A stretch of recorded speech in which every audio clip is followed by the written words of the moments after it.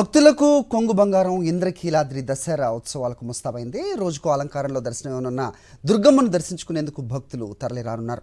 10 రోజుల పాటు జరిగే ఈ ఉత్సవాలకు తెలుగు రాష్ట్రాలతో పాటు ఇతర రాష్ట్రాల నుంచి కూడా భక్తులు తరలి వస్తుంటారు. ప్రతి ఏడాది మాదిరిగానే ఈసారి కూడా ఇంద్రకీలాద్రిపై దేవీ శరన్నవరాత్రులను వైభవంగా నిర్వహించేందుకు అధికారులు కట్టుదిట్టమైన ఏర్పాట్లు చేశారు. ఈ ఏడాది భారీగా భక్తులు వస్తారని అంచనా వేస్తున్నారు. భక్తుల కోసం ప్రత్యేక క్యూ లైన్లు ఏర్పాటు చేశారు. ఇదే అంశంపై అప్డేట్స్ మా కరెస్పాండెంట్ అశోక్ ఇస్తారు. అశోక్, చెప్పండి, శరన్నవరాత్రులకు ఎలాంటి ఏర్పాట్లు చేస్తున్నారు? భక్తులతో మీరు మాట్లాడారా?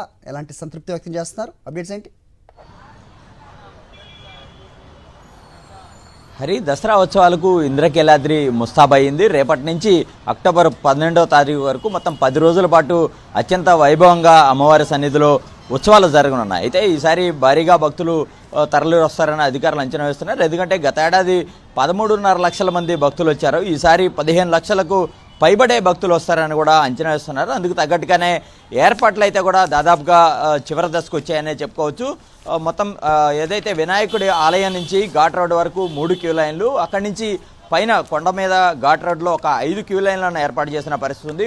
100 రూపాయలు సాధారణ దర్శనంతో పాటు 100 రూపాయలు, 300, అలాగే 500 రూపాయల టికెట్లకు సంబంధించి ప్రత్యేకమైన క్యూ లైన్లు కూడా ఏర్పాటు చేసిన పరిస్థితి కనబడుతుంది. ఎంతమంది భక్తులు వచ్చినా ఇబ్బందులు లేకుండా క్యూ లైన్లో ఎక్కడి వరకు క్యూ లైన్లు ఏవైతే ఉన్నాయో అవన్నీ కూడా పకడ్బందీగా ఏర్పాట్లు చేశారు. ఇక భక్తులకు ఎలాంటి అసౌకర్యం కలగకుండా క్యూ లైన్లోనే అన్ని రకాలుగా వారికి మంచినీరు కావచ్చు, పాలు, ఇలాంటివన్నీ కూడా అందించేందుకు కూడా అధికారులు అయితే సిద్ధమవుతున్నారు. ముఖ్యంగా విఐపీలతో ఎప్పుడూ కొంత సమస్య ఉంటుంది కాబట్టి ఈసారి అలాంటి ఇబ్బందులు లేకుండా వారి కోసం ఒక ప్రత్యేకమైన టైం స్లాట్ను కూడా ఏర్పాటు చేసిన పరిస్థితి కనబడుతుంది.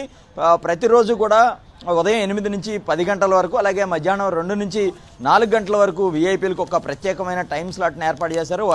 వారి కోసం ప్రత్యేకంగా ఒక ఏదైతే హోల్డింగ్ ఏరియాలు ఏర్పాటు చేస్తారు, అక్కడి నుంచి వాహనాల్లో తీసుకొచ్చి వారిని దర్శనం చేయించి తీసుకువెళ్తారు. ఇక సాధారణ భక్తులు యథావిధిగా క్యూ లైన్ల ద్వారా వారి దర్శనాన్ని అయితే చేసుకునే అవకాశం ఉంటుంది. వారికి అలాగే అన్నప్రసాదంతో పాటు లడ్డు ప్రసాదం కూడా పూర్తి స్థాయిలో ఎంతమంది వచ్చినా అందించేందుకు ఏర్పాట్లు చేస్తున్నారు. గత ఏడాది దాదాపుగా 25 లక్షలకు పైబడి లడ్డూలను భక్తులు కొనుగోలు చేసిన పరిస్థితి. దీనికి తగ్గట్టుగా ఇక్కడ పూర్తి స్థాయిలో ఏర్పాట్లు అయితే చేశారు.